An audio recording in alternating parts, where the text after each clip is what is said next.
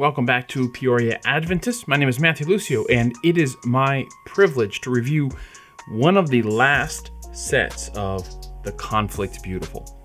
The Kickstarter campaign for this set of books raised over $150,000 in just 6 weeks a few years ago, and I was super excited about it. I supported it, and now I have my own set. So let's take a closer look.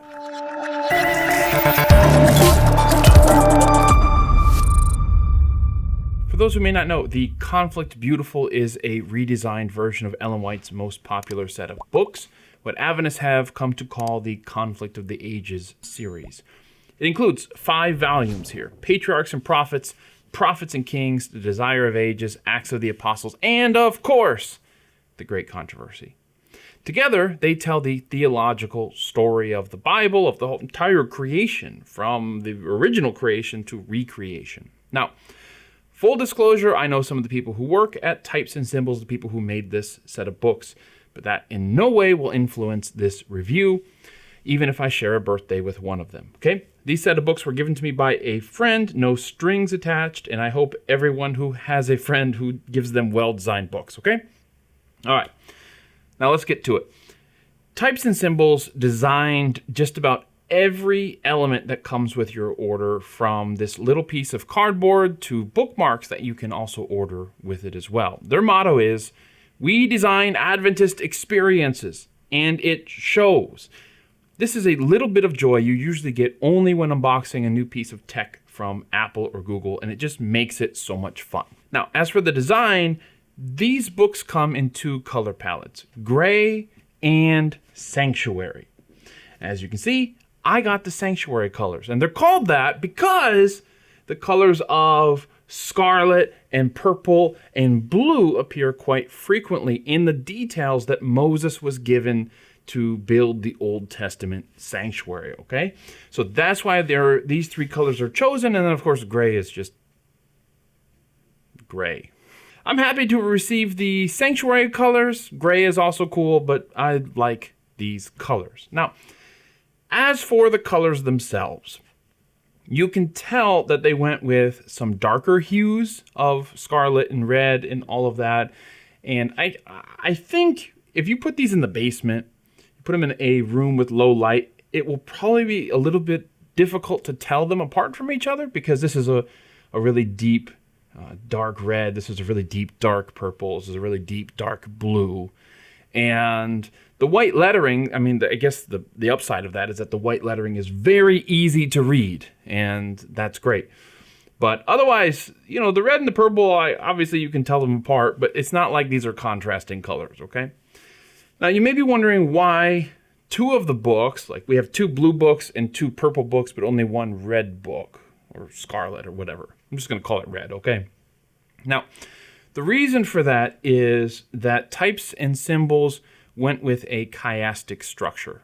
Now, maybe that takes some explaining. Maybe you already get that. I don't know. But chiasms are a literary device in the Bible where the author arranges their text where the lines mirror each other. So Jesus' words in Matthew 23, where Jesus says, "Whoever exalts himself will be humbled. Those who humble themselves will be exalted." Okay, the first and the last line mirror each other. Whoever exalts himself, and then the last line is will be exalted. And then the 2 middle lines mirror each other. Will be humbled, that's line number 2. And then part number 3 is those who humble themselves. They mirror each other as well. And so what that means is that the first and the last book are blue. They mirror each other in color. The second and fourth book mirror each other in color. And that leaves the middle book, The Desire of Ages, to stand out in the center. Does that mean that Types and Symbols want us to focus on The Desire of Ages over the other books? Like it's the center of this set? Apparently, yes. It's interesting how some design choices that people make are, in fact, theological choices as well. For me personally, I think this part is over-designed. I mean, the color chiasm, it's clever, but the end result is, to me, a design choice that begins to hinder utility. It's more important for me as a reader or as a user. It's more important for me to be able to quickly identify which volume I'm grabbing. I want to make sure I grab the right book than it is for the colors to be arranged according to some ancient literary device, clever as it may be. Also, as much as I like the colors, I like red, purple's my favorite color, and blue is always good. I mean, it's also worth keeping in mind that the Sanctuary had more than 3 colors. There was gold, wood, silver, bronze, so they had other options if they just wanted to have 5 colors. And the cover and spine, I'll say, they feature this new monogram here, these 2 letters. It's in a 2-to-1 ratio because, you guessed it, the Sanctuary was laid out in a 2-to-1 ratio. I like them, though of course these overlapping letters combined with the color chiasm can, again, make volumes a little bit difficult to identify at a glance. I mean, certainly when you get used to it, it probably won't be a problem anymore. But I can definitely see somebody wanting to grab one of these books and run out the door. Maybe they're going to the park and they want to read, and maybe they accidentally grab Patriarchs and Prophets rather than The Great Controversy because they're both blue, they're both similar in size. And, you know, the P over the P, while it's clear that's what it is, I mean, it's not super legible, I guess is what I mean. Anyways, it's clever. It's clever. Now, inside the book is where the magic is. It's only when you open the cover, oh, so crisp, and I love smelling books. It is so clean in here. You really feel like you are holding a premium book. I mean, it feels... I have this set of books by Edward Gibbon called Decline and Fall of the Roman Empire. They're probably the fanciest books I own in terms of their construction. They have a nice cloth cover just like these.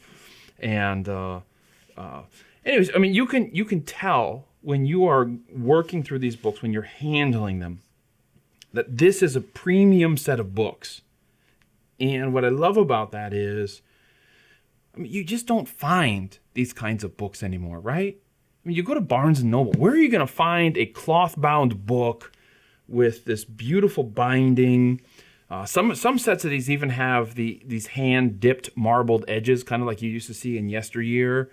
But just the attention to detail in here is phenomenal. In fact, when you turn over the cover here, you can see that this... You probably can't see the PP here in the cover. But you can tell it's like a 3D effect. I can trace the groove of the letters here in this when I open the cover.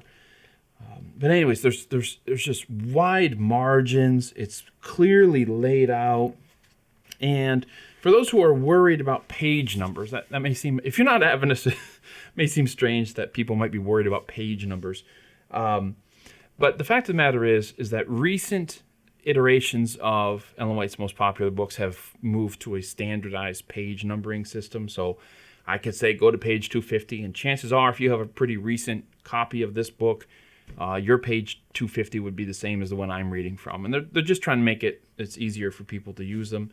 And that's great. The problem, of course, with that is that it constrains the typeface size, the margins, the page size, right? Because you have to kind of make sure the same words are on the same page in every book.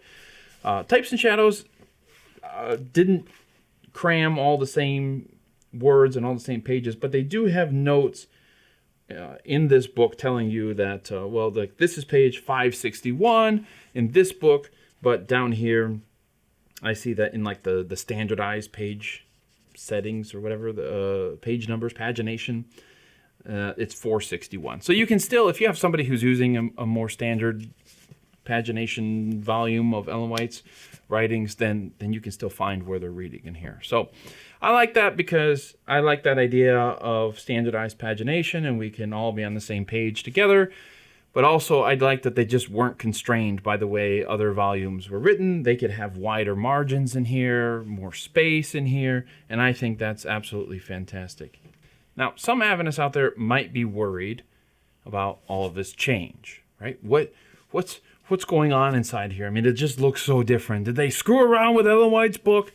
Well, let me just tell you, the only real change that has gone on inside here, I mean, that's not cosmetic, that's not stylistic, is they changed most of the King James references in here, the times where Ellen White quotes the King James Version, they changed it to the New King James Version. Not every single time. If Ellen White is specifically hinging on a particular word that was in the King James Version, they didn't change it. But if it was just an archaic the words that people had a hard time understanding, they would update it to the New King James Version. They even updated some Revised Version quotes also to the New King James Version, just for the sake of clarity. There's also some changes to Ellen White's spelling. Ellen White spelled the word Savior, Saviour, and they took out the U, just like we spell it today. But this is really one of the nerdiest features of this project, and it's one of my favorite features, because Types and Symbols cataloged every single change they made to the text, and they put it on their website.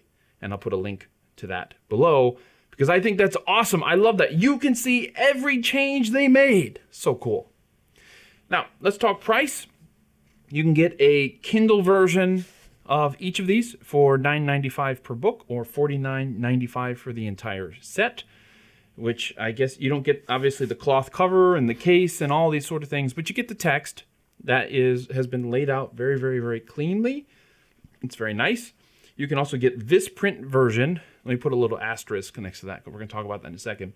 But you can get this set for $199, whether you get it in color or in gray. And it comes with this cool box here. You can also get a wood, is it cedar? Sycamore. I think it's sycamore wooden box that you can also get instead if you prefer, a little case. But otherwise, this is $199, and that's, like $40 a book? It's kind of expensive. Except you can't get it because they are out of stock. Now, they said they're working on a second print run for this series, which is fantastic, but they're very early in that process, and there's no word yet when you can even pre-order a set, even if you wanted to. So you can't even pre-order a set of this at this moment. Now, this leads me to the question of who these books are for. They're definitely on the premium end when it comes to Ellen White's books. In the interest of getting the word out, Adventist publishers have generally patched together cheap mass market versions of this series of books. And clearly these books are not meant for just handing out to people, right? You're not going to take a $40 book, which is a hugely expensive book these days. You're not going to take a $40 book and just go around the neighborhood, okay? Unless you have plenty of disposable income. And if you, sir, or you, madam, have that much disposable income, please consider donating to this channel. Most Adventists, I'd guess, have a slightly nicer set of the Conflict of the Ages series themselves in their own home, something like the $90 hardcover set from Pacific Press that a lot of people have. But the price gap is huge. All right? I mean, the price gap between $90 for that hardcover set you have at home and $200 for this set, that's a huge, you're paying $110 extra dollars to go from hardcover to this cloth cover and to get this design, to get this layout inside, all of that kind of stuff. So you're paying $110 premium for basically the same book, better designed, better laid out, better margins, better paper, that kind of stuff. And the only real substantial changes or changes to content are updating the Bible verses, some spelling corrections just to kind of bring it into the 21st century a little bit. That's $110 to pay for updating Bible translations and materials and stuff. So, by the way, I think Pacific Press also used to make a leather version of these 5 books that were $300. So just to put that in context in terms of the premium versions of these books, this is not the most expensive set of the Conflict of the Ages series that has ever been released, okay? I don't know that you can buy the leather ones anymore from Pacific Press, but can't imagine why. I don't know if those were financially successful or not, but I would doubt it. So that effectively still puts these books at the higher end of the market. And that's serious. That's serious. This is a day and age where people get stuff. You can buy books used on Amazon for a few dollars. This is a day and age where Adventists, again, have mass marketed these things and got them as cheap as humanly possible. And then Conflict Beautiful comes out at $200. So, who again is this series for? Is it for the most hardcore Ellen White fans? That's a tough call. This is more than twice as expensive as the already pretty pricey $90 set that's out there. Well, I'll tell you this. I think this set is great for people who not only want to read Ellen White, but also enjoy good books. $200 is a lot of money, but then again, people go out and spend $1,300 on an iPhone 12 Pro Max. So I would say this is the iPhone 12 Pro Max of Ellen White books. All right, like we throw down money for the best phone every few years, and it lasts us for 2 years, maybe 3 years, or whatever. But why not throw down that kind of money for this book set? Now, I mean, it's not $1,300, right? But why not throw down that? As far as books are priced, this is the high end of Ellen White books, of most books. So, I think we have no problem with technology getting to that frame of mind where we're willing to pay more for a better experience, for more features. And I think if we looked at books the same way, with that same mindset, we would, I think, better understand where these books are coming from. All right, these are the iPhone 12 Pro Maxes of Ellen White books. And when you think of it that way, I don't think there's any way you can justify it on paper, why you need to go from $90 to $200, or even if you have a cheaper set of these books at home, why you need to go from a $40 set to a $200 set. I can't write down the pros and cons on paper for you and try to make a case for these books, okay? What it comes down to is, and this is my big reason for championing these books, okay? What it comes down to is what these books represent.